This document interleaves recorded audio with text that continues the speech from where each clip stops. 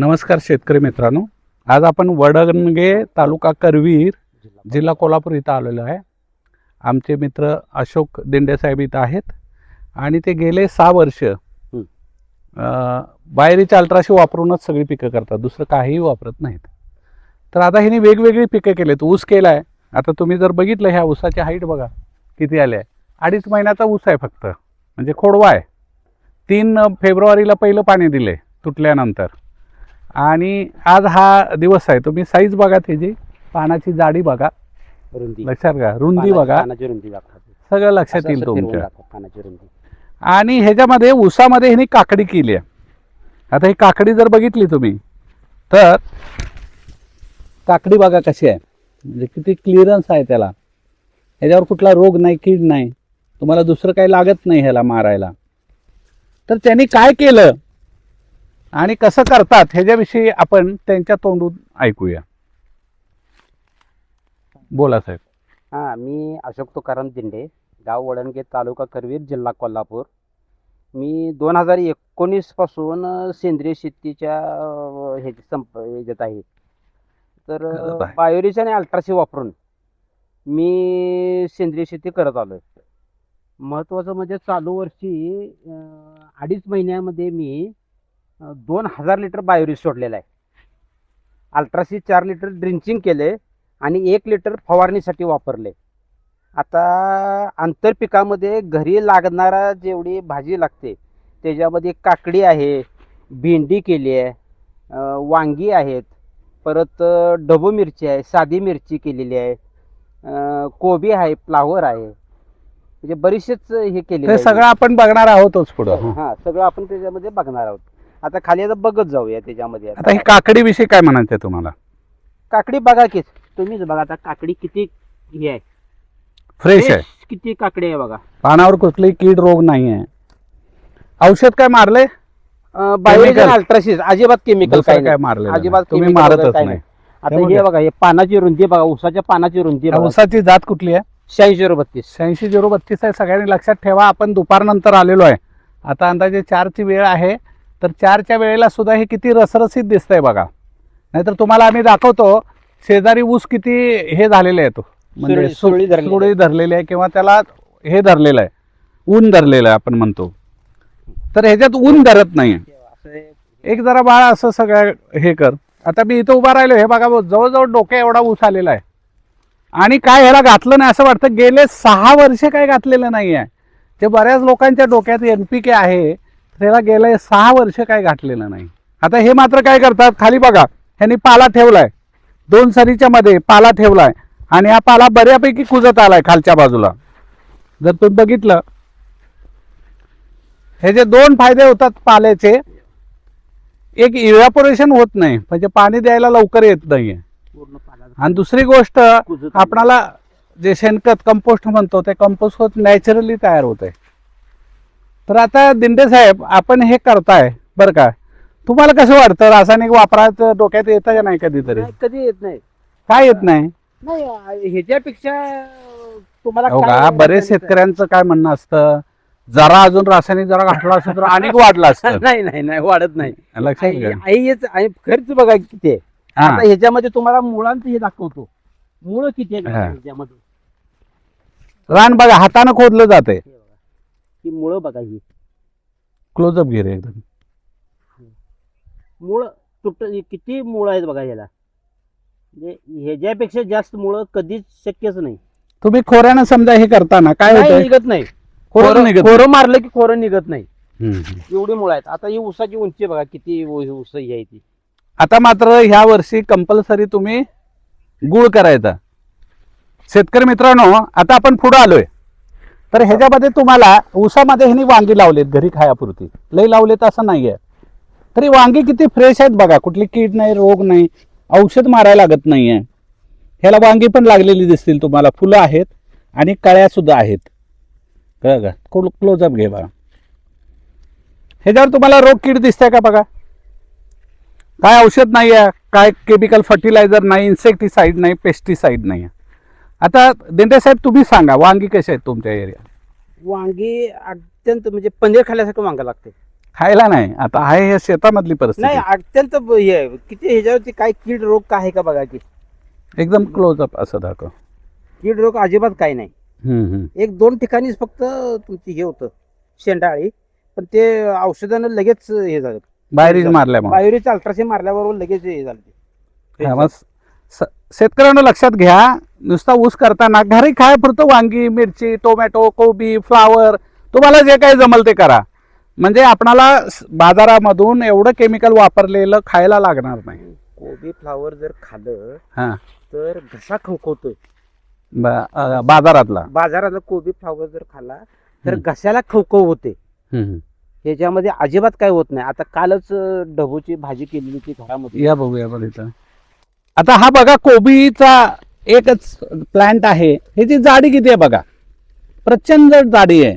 आता याला गड्डा आता नुकताच धरायला लागलाय, अजून वेळ आहे त्याला. पण काय रोग नाही, कीड नाही ह्याच्यावर, म्हणजे स्पॉट आलेले नाही आहेत किंवा कुठलीच कीड नाही. तुम्हाला वाटतं नेहमी तुम्ही कोबी करत होता कधी, आता ऑर्गॅनिक करत असल्यापासूनची गोष्ट वेगळी. हा. अगोदर काय परिस्थिती असायची?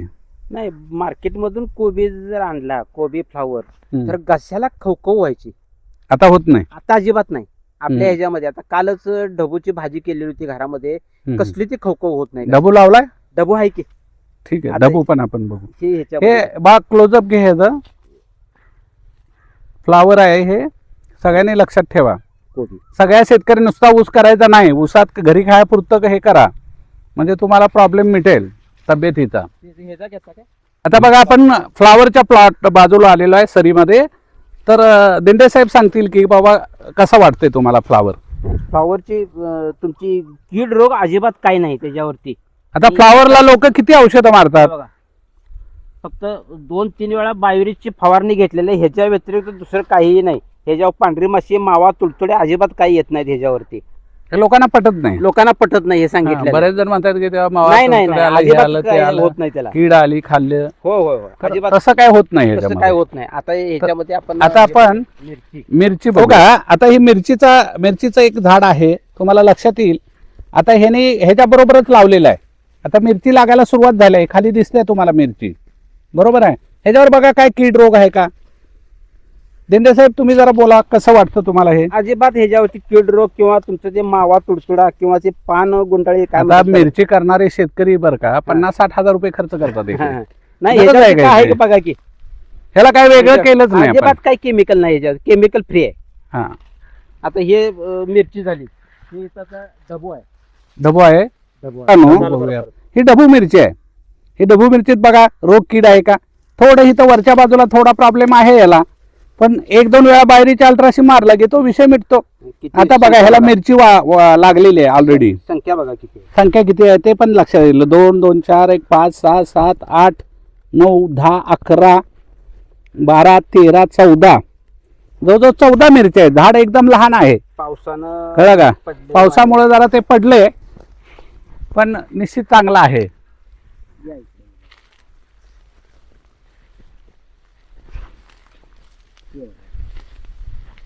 हे बघा, ही बघा ढबू मिरची. क्लोजअप घे बघा, किती क्लिअर आहे बघा. ऊसामध्ये ढबू मिरचीवाल्याने सगळ्यांनी लक्षात ठेवा, किंवा शिमला मिरची म्हणता तुम्ही.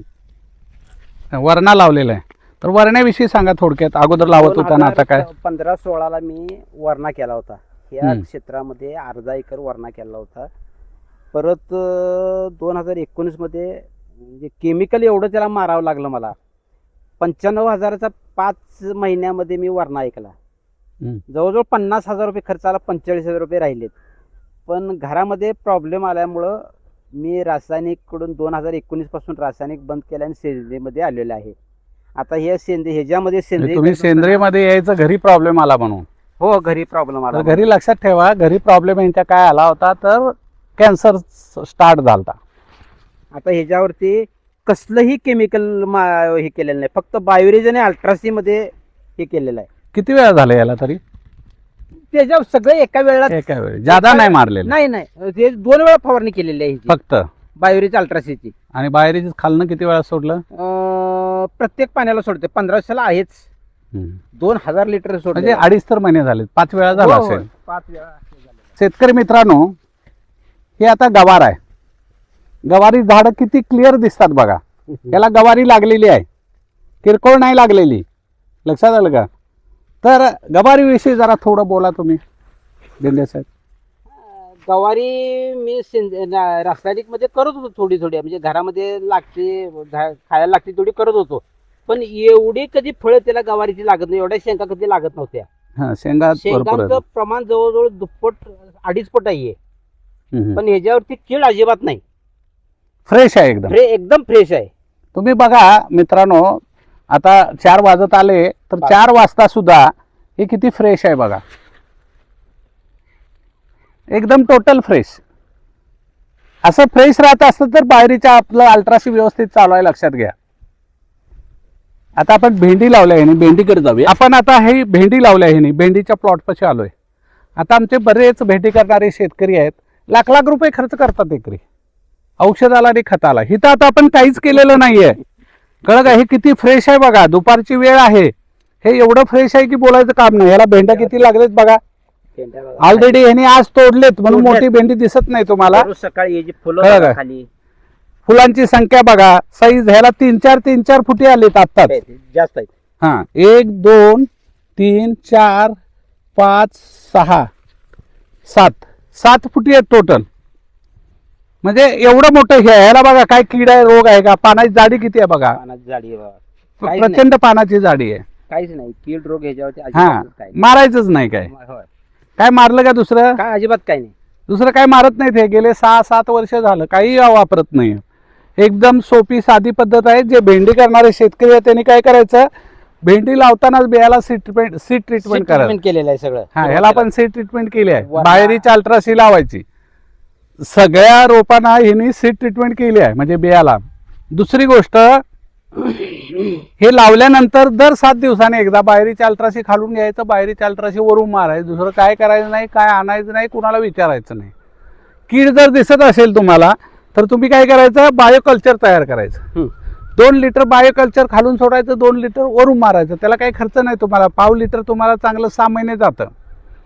तर एकदम सोपी साधी पद्धत आहे. जरा बाळ ह्याचा क्लोजअप घे. हे पान बघा कसं झालंय, किती फ्रेश आहे.